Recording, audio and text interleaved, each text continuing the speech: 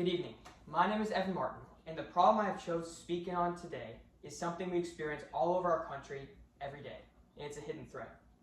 There is something who's tearing apart our political abilities and keeping our leaders at odds with each other. Something that's killing our professional efficiency and not letting us move forward with what we want to do, and something that is harming our personal lives and driving away the people we care about. This unseen parasite setting fire to our country is our words.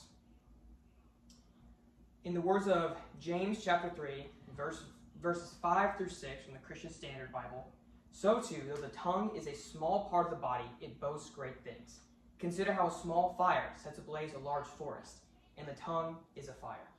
So there is a metaphorical wildfire spreading across our country that is driving us apart in our political world, our personal world, and our professional world. So obviously something needs to be done. So what are we going to do? Well, according to Brendo Leal III, who is a certified relationship skills trainer and best-selling author, listening and speaking are the basic communication tools we use every day. We use them to process language, and we interact with people in our lives. When we use these tools well, they help us create wonderful, growing, lasting relationships. However, when used improperly, those very tools of listening and speaking can create a lot of hurt, damage, and even destruction to relationships. So what do we need to do? Well, we need to learn to communicate more efficiently, to have a reason for what we're saying, and speak in a way that moves us towards our goals that is a common help for everyone.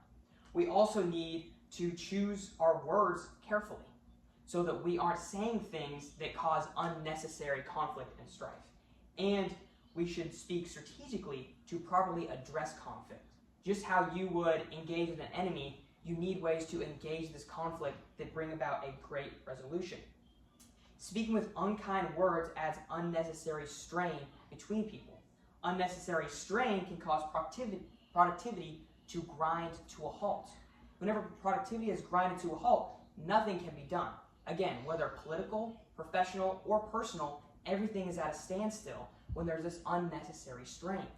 And this kind of communication is present all throughout our country. Our country is at odds with itself because most people are not communicating properly. People have opposing ideas. There is nothing wrong with that. But the way we communicate those is what's driving us apart. So now we are very aware of the problem. But what are we going to do to fix this? How are we going to fight this infection?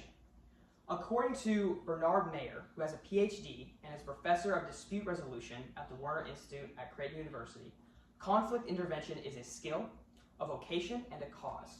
We are all conflict participants and conflict interveners.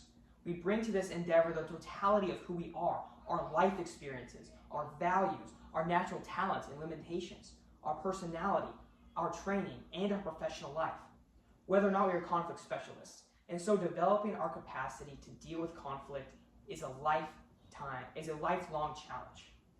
So, we must learn to speak respectfully to one another.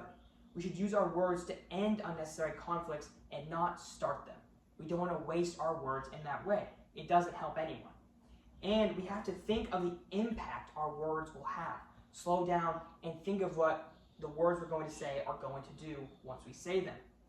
In the words of Jeremy Pollack, who has a PhD and is a social organizational psychologist, conflict is an unavoidable aspect of human existence.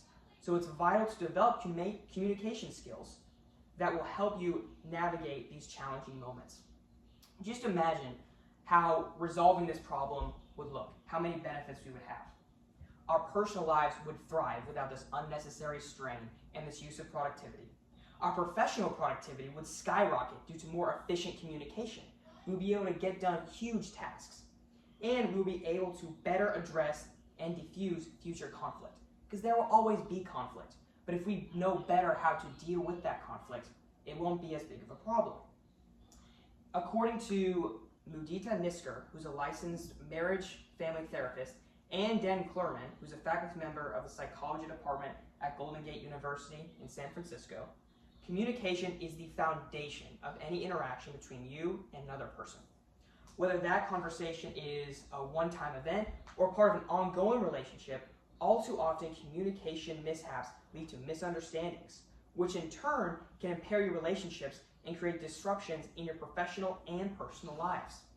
In professional settings, people who can't communicate well have difficulty collaborating, coordinating necessary tasks, and getting buy-in for their ideas. In a 2015 survey conducted by the Pew Research Center, 90% of respondents said communication is the most important skill people need to succeed in their professional lives. Now, what do we actually have to do to make this happen, to make this change? First of all, a great tip is to speak less and focus on listening. You don't say anything wrong if you don't say anything at all. That doesn't mean you don't speak, but if you just stop and listen to what the other side has to say, you can better prepare your response. Second is slow down and think before you speak. Again, thinking about the impact that your words would have. Slowing down, listening, and waiting till you have a prepared response. Another great thing to do is to replay conversations and think of how you could have done better to communicate next time. If there was something you said or a reaction that happened due to something you said, you can think of those and try to resolve not to do that. Obviously, this is all going to take a lot of self-reflection. One of the main keys, though, is to keep trying even when you fail. Don't give up. You are going to mess up. You're going to say something that upsets someone. Sometimes that's not even your fault. Sometimes it's the way the other person perceived it.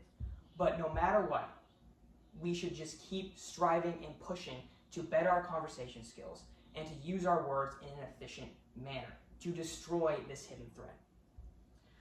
Now, I've been taking a public speaking course and I've learned a lot.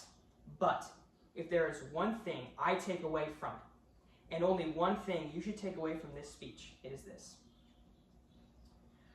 Words are powerful. They can be used for good and they can be used for evil. They can build people up or they can tear people down. So speak life. Thank you.